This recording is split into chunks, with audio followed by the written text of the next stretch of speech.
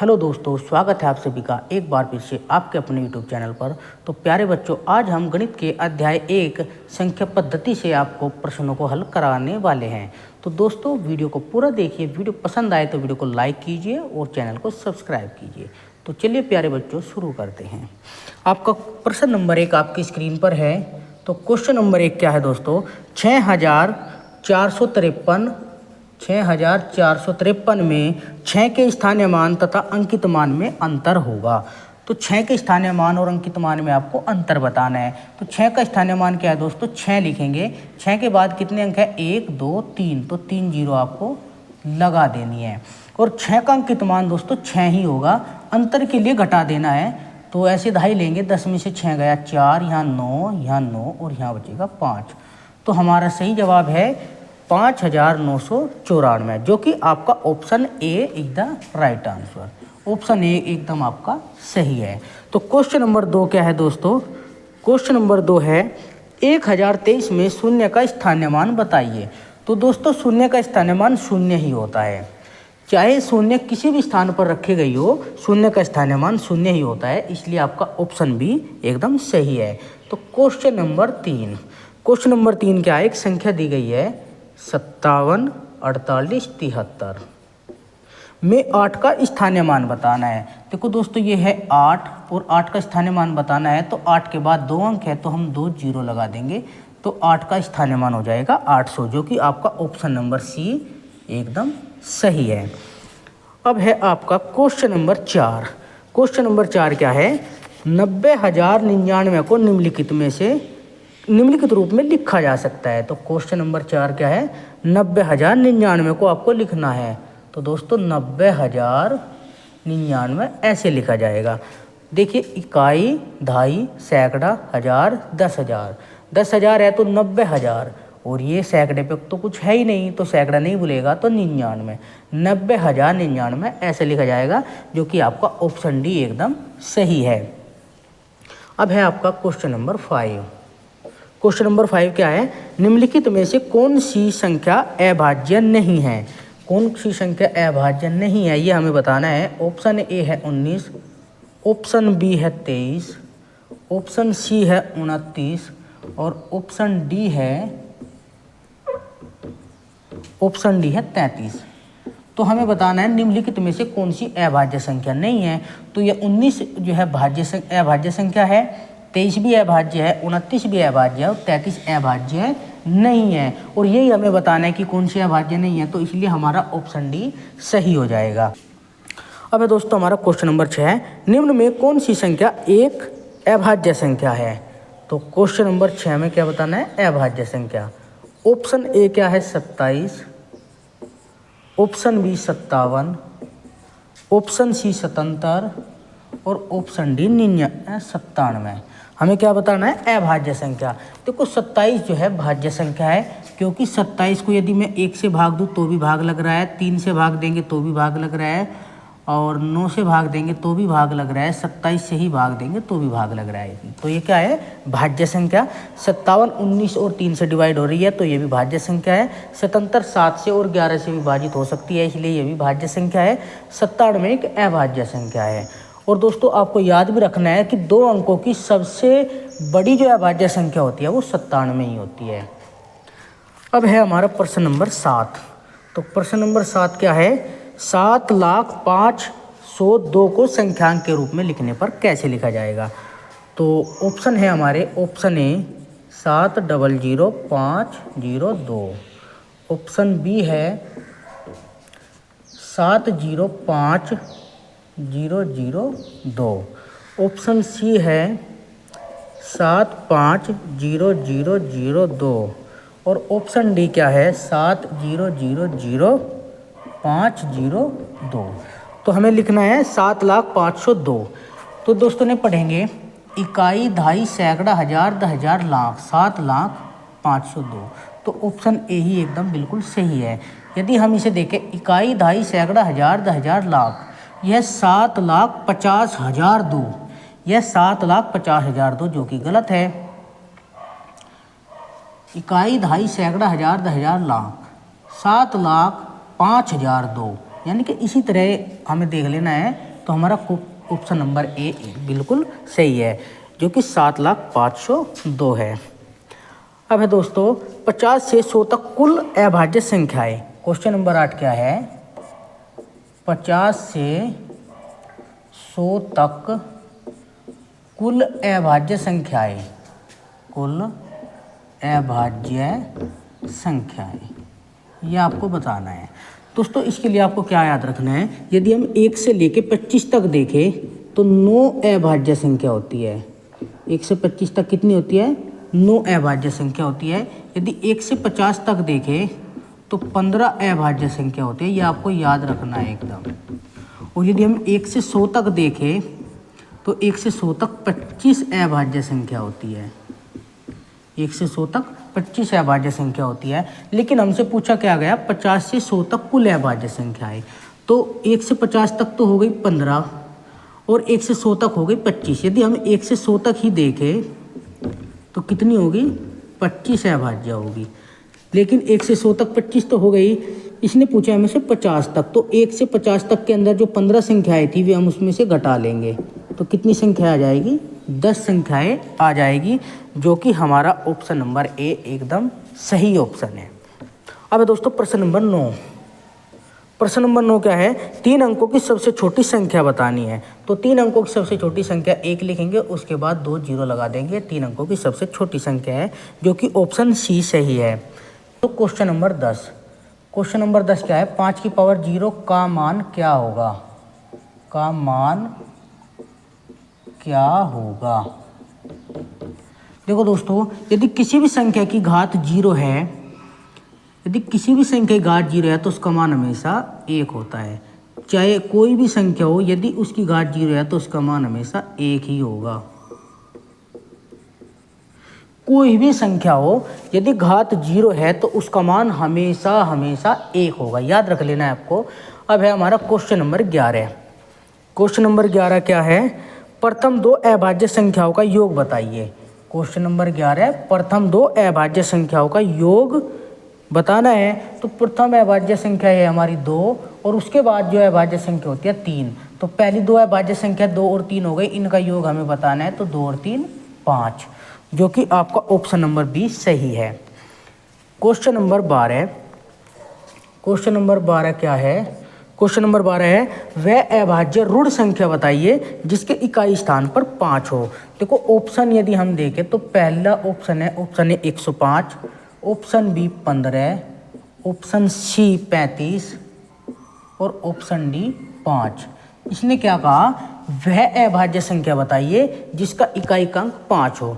देखो दोस्तों, इकाईकांक तो सभी में 5 है, लेकिन अभाज्य भी बोला है। तो 105 भाज्य संख्या है, 15 भी भाज्य है, 35 भी भाज्य संख्या है और 5 जो है अभाज्य संख्या है। तो इसका इकाईकांक भी 5 है और ये अभाज्य भी है, तो इसलिए हमारा ऑप्शन डी सही हो जाएगा। तो सही जवाब क्या है? 5 है। अब है क्वेश्चन नंबर 13। क्वेश्चन नंबर 13 क्या है? वह अभाज्य ऋण संख्या बताइए जो सम और अभाज्य हो।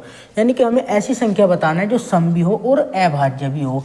तो 2 जो है 2, ये सम भी संख्या भी है और यही अभाज्य संख्या भी है। तो हमारा सही जवाब है 2, यानी कि ऑप्शन नंबर ए एकदम सही है। दोस्तों भाज्य संख्या अभाज्य संख्या की वीडियो मैंने अभी आपको बना के दी थी, यदि आपने वो नहीं देखी है तो आप जाके जरूर देखिए। अब है दोस्तों क्वेश्चन नंबर 14। क्वेश्चन नंबर 14 क्या है? एक संख्या दी गई है बड़ी सी, 75, 86, 43, 215 में 3 का स्थानीय मान बताना है। इस संख्या में 3 का स्थानीय मान बताना है, तो हम क्या करेंगे? 3 को ऐसे लिखेंगे और 3 के बाद कितने अंक है? 1 2 3, तो 3 जीरो लगा देंगे। तो यहाँ पे 3 का स्थानीय मान हो जाएगा 3000, जो कि आपका ऑप्शन नंबर ए एकदम सही है। अब है क्वेश्चन नंबर 15। क्वेश्चन नंबर 15 क्या है? निम्न में 3 किस संख्या इकाई स्थान पर है? देखो ये तो बड़ा बच्चों वाला सवाल है, बिल्कुल बच्चों वाला। 38, 53, 21। ऑप्शन बी क्या है? 45, 82, 45, 82 और 31। ऑप्शन सी है 45, 82, 13 ऑप्शन डी है दोस्तों 48, 53, 21। इसने कहा क्या कहा हमें, निम्न में से 3 किस संख्या इकाई स्थान पर है। तो इकाई के स्थान पर 3 किस संख्या में है। तो यदि हम देखें तो इकाई का अंक ऑप्शन सी में इकाई स्थान पर है 3। दोस्तों इकाई का मतलब होता है अंतिम अंक, दहाई का मतलब होता है अंतिम से दूसरा अंक। ऐसे पढ़ते हैं हम इकाई, दहाई, सैकड़ा, हजार, 10,000, लाख, इस तरह पढ़ते हैं। तो इकाई इसमें जो है इकाई स्थान पर 3 है। तो हमारा सही जवाब है ऑप्शन नंबर सी। अब है प्रश्न नंबर 16, 1 की घात 0 का मान क्या होता है। देखो अभी हमने पढ़ा था 5 की घात 0, अभी हमने पढ़ा था 5 की घात 0 का मान क्या होता है। तो उसका मान क्या बताया था आपको 1। तो 1 की घात 0 का मान भी 1 ही होगा। तो ये इसका सही जवाब है दोस्तों ऑप्शन ए। अब है प्रश्न नंबर 17, निम्न में से अभाज्य संख्या कौन सी है। तो ऑप्शन है दोस्तों अभाज्य संख्या बतानी है 161, बी ऑप्शन है 221, सी ऑप्शन है 373 और डी ऑप्शन है 437। तो इनमें अभाज्य संख्या बतानी है तो 373 एक अभाज्य संख्या है, क्योंकि 161 जो है 1, 7 और गुणा 23 से मिलकर बन रही है। 221 मिलकर बन रही है तुम्हारी भैया 1 गुणा 13 गुणा 17 से, और 437 बन रही है 1 गुणा 19 गुणा 23 से। इसलिए इस संख्या के कोई भी टुकड़े नहीं हो रहे हैं 373 के, तो 373 जो है एक अभाज्य संख्या है। ये सभी भाज्य संख्या है। 161 7 गुणा 23, 221 13 गुणा 17 और 437 19 गुणा 23। तो सही जवाब क्या है दोस्तों ऑप्शन नंबर सी। अब है question number 18। Question number 18, question number 18 क्या है, दो लगातार विषम संख्याओं का अंतर, दो लगातार विषम संख्याओं का अंतर क्या होता है। देखो दोस्तों कोई भी संख्या हो, यदि हम विषम संख्या की बात करें तो पहली विषम संख्या है 1, उसके बाद आती है 3, फिर 5, 7, 9, 11, 13, 15, 17, इस तरह जो है विषम संख्याएं चलती है। यदि हम अंतर की बात करें तो इन दोनों का अंतर है 2। अंतर का मतलब होता है बड़ी संख्या में से छोटी घटाना। यदि 3 में से हम 1 घटाए तो 2, और यदि मैं 5 में से 3 घटाऊँ तो भी 2, 7 में से 5 घटाए तो भी 2, 9 में से 7 घटाए तो भी 2, 11 में से 9 घटाए तो भी 2। कहने का मतलब है दो संख्याओं के बीच में, यदि दो सम संख्याओं के बीच में कहा जाए तो 2 का अंतर होगा। प्रश्न नंबर 19, प्रश्न नंबर 19 क्या है, एक संख्या है 28,308 में आए 8 के दो स्थानीय मानों का अंतर बताना है। इसमें दो स्थानीय मान है 8 के, एक तो 8 के पीछे 3 जीरो लिखेंगे 8000 हो जाएगा, और एक ये 8 ही हो जाएगा। इनका अंतर पूछा है तो अंतर के लिए बड़ी संख्या में से छोटी घटाया जाता है। जब हम इसे घटाएंगे तो दरअसली दहाई 10 में से 2 गया 8, 9, 9 और ये 7, तो अंतर कितना आ गया 7992, और जो कि आपका ऑप्शन नंबर ए सही है। अब है हमारा क्वेश्चन नंबर 20। क्वेश्चन नंबर 20 क्या है, क्वेश्चन नंबर 20 है 10 और 20 के बीच कुल अभाज्य संख्याएं कितनी है। 10 और 20 के बीच कुल अभाज्य संख्याएं हैं। 10 और 20 के बीच अभाज्य दोस्तों 10 के बाद अभाज्य 11 आती है, और फिर 13 और फिर 17 और फिर 19, तो कुल मिला के 4 अभाज्य संख्याएं आती है। तो हमारा सही जवाब क्या है 4, जो कि ऑप्शन सी एकदम सही है। अब है हमारा question number 21। Question number 21, question number 21 क्या है, एक संख्या है 46890, 46890 में 4 के स्थानीय मान और अंकित मान में अंतर बताना है। तो 4 का स्थानीय मान हो जाएगा, 4 के बाद कितने अंक है 4, 1, 2, 3, 4, 4 जीरो लगा देंगे, और 4 का अंकित मान 4 ही होगा तो इसमें से घट जाएगा। तो ऐसे दहाई लेंगे तो 10 में से 4 गया 6, यहाँ बचेंगे 9, 9, 9 और यहाँ बचेगा 3, तो ये हो जाएगा दोस्तों 39,996, जो कि आपका ऑप्शन सी एकदम राइट ऑप्शन है। तो अब है हमारा क्वेश्चन नंबर 22। क्वेश्चन नंबर 22 क्या है, क्वेश्चन नंबर 22 है 2 अंकों की सबसे छोटी अभाज्य संख्या। तो 2 अंकों की सबसे छोटी अभाज्य संख्या 11 होती है। तो अभाज्य संख्या के बारे में मैंने आपको बताया था, वे संख्याएं जो किसी दूसरी संख्या से विभाजित नहीं होती है अभाज्य संख्या कहलाती है। तो 2 अंकों की सबसे छोटी अभाज्य संख्या यह है 11, जो कि आपका ऑप्शन भी एकदम राइट है। Question number 23। क्वेश्चन नंबर 23 क्या है? 2 अंकों की बड़ी से बड़ी अभाज्य संख्या क्या है? तो 2 अंकों की बड़ी से बड़ी अभाज्य संख्या ऑप्शन ए में लिखा है 99, ऑप्शन बी में लिखा है 98, ऑप्शन सी में लिखा है 97 और ऑप्शन डी में लिखा है 95।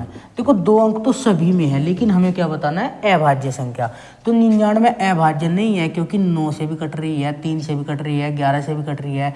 98 अभाज्य नहीं है, क्योंकि 2 से भी कट रही है, 7 से भी कट रही है, और भी बहुत सारी संख्याओं से कट रही है। 95 भी अभाज्य नहीं है, क्योंकि ये 5 से भी कट रही है, 19 से भी कट रही है। तो हमारी अभाज्य क्या हो जाएगी? 97। तो मैंने आपको बताया भी था 1 से लेकर 25 तक 9 अभाज्य संख्या होती है, 1 से 50 तक 15 अभाज्य होती है, और 1 से 100 तक 25 अभाज्य संख्या होती है। ये आपको याद रखना है, ठीक है। और सबसे बड़ी 97 है 2 अंकों में यदि पूछा जाए तो। 1 अंक में पूछा जाए तो 2, और यदि आपसे पूछा जाए कि सबसे छोटी सम अभाज्य संख्या तो 2, सबसे बड़ी होती नहीं है। अब है दोस्तों क्वेश्चन नंबर 24। क्वेश्चन नंबर 24 क्या है? सबसे छोटी अभाज्य संख्या क्या है? सबसे छोटी अभाज्य संख्या ऑप्शन ए में है 0, ऑप्शन बी है 1, ऑप्शन सी है 2 और ऑप्शन डी है 3। तो सबसे छोटी अभाज्य पूछा गया है, तो सबसे छोटी अभाज्य संख्या 2 होती है। अब 1 सबसे छोटी अभाज्य संख्या में नहीं गिना जाता, क्योंकि 1 के पास केवल और केवल 1 गुणनखंड होता है, और अभाज्य संख्या होने के लिए कम से कम 2 गुणनखंड होने चाहिए। तो इसके पास 2 गुणनखंड है, क्योंकि ये 1 से भी डिवाइड हो सकता है और 2 से भी। ये भी 1 से हो सकता है, 2 भी, लेकिन हमसे पूछा है सबसे छोटी, तो सबसे छोटी होगी 2। अब दोस्तों क्वेश्चन नंबर 25। क्वेश्चन नंबर 25 क्या है? क्वेश्चन नंबर 25 है, अंक दिए हुए 3, 5, 0, 1 से बनी सबसे बड़ी और सबसे छोटी संख्या का योग बताना है। इन अंकों से मिलकर बनी हुई सबसे बड़ी और सबसे छोटी संख्या का योग। देखो दोस्तों, जब भी कोई इस तरह अंक दिया जाए और सबसे बड़ी संख्या बनानी हो, तो हम क्या करेंगे? सबसे बड़ा अंक सबसे पहले लिखेंगे। तो सबसे बड़ी संख्या कब बनेगी? जब हम सबसे बड़ा अंक पहले लिखेंगे। तो सबसे बड़ा अंक है 5, उसके बाद लिखेंगे 3, फिर 1, फिर 0। अब ये कोमा नहीं लगाना है, क्योंकि कोमा लगाएंगे तो ये फिर अंक बन जाएंगे। अब सबसे छोटी संख्या, तो सबसे छोटी संख्या के लिए 0 हम शुरू में नहीं लिख सकते। यदि हम किसी संख्या की शुरुआत में 0 लिखते हैं तो उसका कोई महत्व नहीं होता। तो हम 0 नहीं, जो अंक दिए गए होंगे उनमें सबसे छोटा और 0 से बड़ा जो अंक होगा, तो 0 से बड़ा 1 है और सभी से छोटा भी 1 ही है। तो उसके बाद फिर हम 0 लिखेंगे, फिर 3, फिर 5। ये सबसे छोटी है। इसने हमसे क्या पूछा है दोस्तों? योग पूछा है। तो योग के लिए हम क्या करेंगे? इसको जोड़ देंगे। 5, 4, 3 और 6, 6345, जो कि ऑप्शन ए आपका एकदम सही है। अब है दोस्तों क्वेश्चन नंबर 26। क्वेश्चन नंबर 26 क्या है? वह छोटी से छोटी संख्या कौन सी है जिसे किसी सम संख्या में जोड़ने या घटाने पर प्राप्त संख्या विषम होती है? तो ऑप्शन ए है 0, ऑप्शन बी है 1, ऑप्शन सी है 2 और ऑप्शन डी है 3। तो हमें वह छोटी से छोटी संख्या बतानी है जो हम किसी सम संख्या में जोड़ दे तो उत्तर जो है विषम संख्या आ जाए। तो मान लीजिए एक सम संख्या है 20। यदि 20 में मैं 0 ऐड करता हूँ तो 20 ही रहेगा, यानी कि ऑप्शन ए तो गलत है। और यदि मैं 20 में जोड़ता हूँ 1, तो क्या आया? 21। ये सम संख्या थी और ये आया विषम संख्या। तो हमारा सही जवाब क्या है? Option B 1। यानी कि 1 को यदि हम किसी सम संख्या में जोड़ देते हैं तो विषम संख्या बन जाती है, और यदि हम विषम संख्या में जोड़ देते हैं तो सम संख्या बन जाती है। अब क्वेश्चन नंबर 27। क्वेश्चन नंबर 27 क्या है? 80,905 को संख्या के रूप में लिखने पर प्राप्त होता है। तो ऑप्शन 20 आपका बिल्कुल राइट जवाब है, 80,905। ये ऑप्शन बी आपका एकदम सही है। इकाई, दहाई, सैकड़ा, हजार, 10,000, तो 80,905। तो ऑप्शन बी एकदम सही है। अब ये दोस्तों क्वेश्चन नंबर 28। क्वेश्चन नंबर 28 क्या है? क्वेश्चन नंबर 28 है 3 7 0 1 5 से बनी 5 अंकों की सबसे छोटी संख्या बतानी है। इन अंकों का प्रयोग करके हमें 5 अंकों की छोटी से छोटी संख्या बतानी है। तो सबसे पहले हम 0 से बड़ा और सबसे छोटा 1 है, 1 लिखेंगे, फिर 0, फिर 3, फिर 5, फिर 7। ये है सबसे छोटी संख्या। और यदि इन्हीं अंकों का प्रयोग करके सबसे बड़ी पूछता तो हम सबसे बड़ा अंक सबसे पहले लिखते 7, 5, फिर 3, फिर 1, फिर 0। ये हो जाती बड़ी संख्या। इन्हीं अंकों का प्रयोग करके ये हो जाती बड़ी संख्या।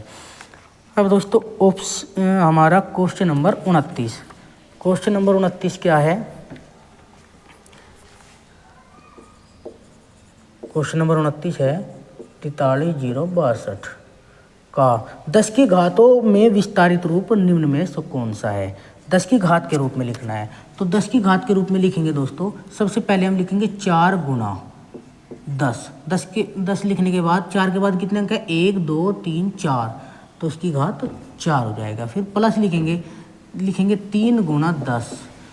3 के बाद कितने अंक है? 1 2 3, तो 10 की पावर 3 प्लस, उसके बाद है 0। देखो 0 की किसी भी संख्या में गुना करोगे तो 0 ही आएगा। फिर प्लस, उसके बाद लिखेंगे 6 गुना 6 के बाद कितने अंक है? 1, तो 10, फिर आखिरी में आ जाएगा 2, जो कि हमारा ऑप्शन नंबर बी एकदम राइट है। तो ऑप्शन बी एकदम सही है। अब है नंबर 31। क्वेश्चन नंबर 31 क्या है? CDIX से किस संख्या का बोध होता है? इससे कौन सी संख्या का बोध होता है, तो वो हमें बताना है। तो दोस्तों जब मैंने आपको रोमन संख्या बताई थी तब मैंने आपको बताया था यदि बड़ी संख्या से पहले कोई छोटी संख्या लिखी हो तो वो घट जाती है, और यदि बड़ी संख्या के बाद कोई छोटी संख्या लिखी है तो वो जुड़ जाती है। यहाँ डी का मतलब होता है 500, डी का मान होता है 500 और सी का मान होता है 100 और IX इस दोनों का मान होता है 9। तो 500 में से 100 घट जाएगा तो 400 बचेगा और ये प्लस में 9 ऐड हो जाएगा, तो ये हो जाएगा 409। तो क्या हो जाएगा दोस्तों? 409। अब है हमारा क्वेश्चन नंबर 32। क्वेश्चन नंबर 32 क्या है? क्वेश्चन नंबर 32 है रोमन संकेत पद्धति में सी का मान होता है। तो सी का मान होता है दोस्तों 100। देखो 1 का मान होता है 1, इस v का मान होता है 5, x का मान होता है 10 और l का मान होता है 50, c का मान होता है 100, d का मान होता है 500 और m का मान होता है 1000। ये आपको याद रखना है, ठीक है? आप इनको स्क्रीनशॉट भी ले सकते हैं। अब है क्वेश्चन नंबर 33। क्वेश्चन नंबर 33 क्या है? LXX V111 से किस संख्या का बोध होता है? इससे किस संख्या का बोध होता है? तो L का मतलब होता है 50 और X का मतलब होता है 10। 50 प्लस 10 प्लस 10 प्लस 8, 50 और 10 60 और 10 70 और 8 78, तो क्या हो जाएगा 78। तो आपका ऑप्शन डी एकदम सही जवाब है। अब है दोस्तों आपका क्वेश्चन नंबर 34। 16,540 की अनुवर्ती संख्या बतानी है। 16,540 की अनुवर्ती बताना है। तो अनुवर्ती के लिए हम क्या करते हैं? 1 ऐड कर देते हैं, तो ये हो जाएगा 16,541, जो कि आपका ऑप्शन नंबर ए एकदम सही है। अनुवर्ती के लिए 1 ऐड किया जाता है और पूर्ववर्ती के लिए 1 घटाया जाता है। अब है क्वेश्चन नंबर 35। क्वेश्चन नंबर 35 क्या है? एक संख्या दी गई है 5 बार 8 के बने हुए हैं, जिसे हम कहेंगे 88,888 की पूर्ववर्ती बताना है। इस संख्या की दोस्तों पूर्ववर्ती बताना है तो हम क्या करेंगे? 1 कम कर देंगे तो पूर्ववर्ती बन जाएगी। तो इसकी पूर्ववर्ती क्या होगी? 1 कम करते ही 88,887 इसकी पूर्ववर्ती होगी, जो कि आपका ऑप्शन नंबर ए एकदम सही है। Question number 36। क्वेश्चन नंबर 36 क्या है? 1 से लेकर 20 तक की सभी सम संख्याओं का योगफल ज्ञात कीजिए। 1 से लेकर 20 तक की सभी सम संख्याओं का योगफल ज्ञात करना है। तो 1 से लेकर 20 तक की सम संख्या होती है 2, 4, 6, 8, 10, 12, 14, 16, 18 और 20। ये सम संख्या होती है 1 से लेकर 20 तक। दोस्तों यदि मैं इनका योग करूं तो ऐसे जोड़ना पड़ेगा, 2 और 4 6 और 6 12 और 8 20 और 10 30 और 12 42, इस तरह में ऐड करेंगे तो उत्तर आ जाएगा। लेकिन हमें इस तरह ऐड नहीं करना है, क्योंकि यदि हम इस तरह ऐड करने लगेंगे तो टाइम ज़्यादा लगेगा और टाइम की हमारे पास कमी होती है। तो दोस्तों हमें क्या करना है, 1 से लेकर 20 तक की सम संख्या देखनी कितनी होगी। तो देखो जब हम संख्या लिखते हैं 1 2 3 4 5 ऐसे संख्या लिखते हैं तो एक संख्या सम आती है, एक विषम, सम, विषम, ऐसे संख्याएं चलती है। तो जितनी संख्या दी गई होती है उनमें आधी संख्याएं सम होती है, आधी विषम होती है। तो 20 संख्याएं है टोटल, तो 20 को हम 2 से भाग देंगे तो 10 सम संख्याएं निकलेगी और 10 ही विषम संख्याएं निकलेगी। हमें बताना है सम संख्याओं का योग। तो इसके लिए आपको एक ट्रिक याद रखनी है, जब भी सम संख्याओं का योग कहा जाए, सम संख्याओं का योग कहा जाए तो आपको क्या करना है, n इंटू एन प्लस 1 का फॉर्मूला लगा देना है।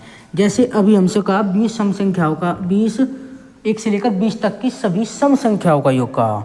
तो सम संख्याओं का योग, तो 20 तक कितनी सम संख्याएं बनेगी हमारी, 2 से भाग देंगे 10, यानी कि 10 सम संख्या होगी। तो n का मान 10 हुआ, तो 10 इंटू 10 से अगली संख्या, क्योंकि n प्लस 1 है, 10 में 1 जोड़ेंगे तो 11, तो कितना उत्तर आएगा 110। यदि प्रथम बोल देता कि प्रथम 20 सम संख्याओं का योग बताइए, तब फिर हम 2 से भाग दे के सम संख्या नहीं निकालना होता, फिर हम क्या करते, n का मान ही 20 रखते, तो 20 गुना 21 ऐसे कर देते, तो हमारा क्या आ जाता, 20 सम संख्याओं का योग आ जाता। ठीक है दोस्तों, ये सम संख्याओं के लिए था। और यदि आपसे विषम संख्याओं के लिए पूछ दे तो आपको क्या करना है, मान लो ऐसे कहा जाए कि प्रथम 10 विषम संख्याओं का योग कहा जाए, विषम संख्याओं का योग आपसे कहा जाए, तो आप क्या करेंगे, 10 की गुना 10 के साथ कर दो, तो 10 की गुना 10 में करेंगे तो 100, यानी कि सूत्र होता है n स्क्वायर। ठीक है, तो ऐसे आपको ध्यान रखना है। यदि प्रश्न आए तो हम फिर दोबारा आपको बताएंगे। अब है दोस्तों क्वेश्चन नंबर 37। क्वेश्चन नंबर 37 क्या है, प्रथम 15 विषम संख्याओं का योगफल। प्रथम 15 विषम संख्याओं का योगफल बताना है। तो विषम संख्याओं का योग के लिए आपको क्या याद रखना है, विषम संख्याओं का योग निकालना यदि हो तो आप क्या करेंगे, n स्क्वायर कर देंगे। n स्क्वायर का मतलब होता है n गुना n, यानी कि जितनी संख्या आपको दी गई है उसका वर्ग कर देना है। जैसे इसमें 15 विषम संख्याओं का योग कहा, तो 15 की 15 में ही आप गुना कर दोगे तो 225 आ जाएगा उत्तर। तो विषम के लिए क्या करना है, आपको उस संख्या की उसी संख्या में गुना कर देनी है, और सम के लिए आपको क्या करना है, संख्या की उससे अगली संख्या के साथ गुना कर देनी है, तो उत्तर आ जाता है। तो क्वेश्चन नंबर 37 का ऑप्शन बी एकदम राइट आंसर है। क्वेश्चन नंबर 38 है दोस्तों, क्वेश्चन नंबर 38। क्वेश्चन नंबर 38 क्या है, 50 तथा 90 के बीच सभी अभाज्य संख्याओं का योग कितना है। 50 और 90 के बीच की अभाज्य देखनी है, 50 और 90 के बीच अभाज्य संख्या हमें देखनी है। तो 50 के बाद 53 और 59, 61, 67, 71, 73, 79, 83, ये संख्या जो है, और 90 है ना, तो 89 बनी। ये संख्या जो है अभाज्य संख्या है, आपको इनका योग कर लेना है तो उत्तर आ जाएगा। उत्तर आएगा दोस्तों आपका ऑप्शन डी। ऑप्शन डी है 635। जब आप इनको ऐड करोगे तो 635 आएगा, जो कि आपका ऑप्शन डी एकदम राइट आंसर है। ये थे क्वेश्चन नंबर 38। दोस्तों ये हमारी वीडियो का लास्ट प्रश्न था। आपको हमारी क्लास कैसी लगी तो आपको कमेंट बॉक्स में बताना है। यदि आपको क्लास पसंद आई है तो वीडियो को लाइक कीजिए, चैनल को सब्सक्राइब कीजिए। और दोस्तों मिलते हैं अपने नेक्स्ट वीडियो में। दोस्तों अगली जो वीडियो होने वाली है वो जवाहर नवोदय विद्यालय में जो प्रीवियस ईयर में प्रश्न पूछे गए हैं उनसे संबंधित होगी। उसके नीचे लिखा रहेगा कि ये जवाहर नवोदय विद्यालय 2021 की प्रवेश परीक्षा में आया था, ये 22 की, ये 23, 24, 25, इस तरह आपको लिखा हुआ मिलेगा। तो दोस्तों हमारे साथ बने रहिए और यदि वीडियो पसंद आती है तो वीडियो को लाइक करना बिल्कुल भी मत भूलिए। तो thanks for watching this video. आपका समय शुभ हो।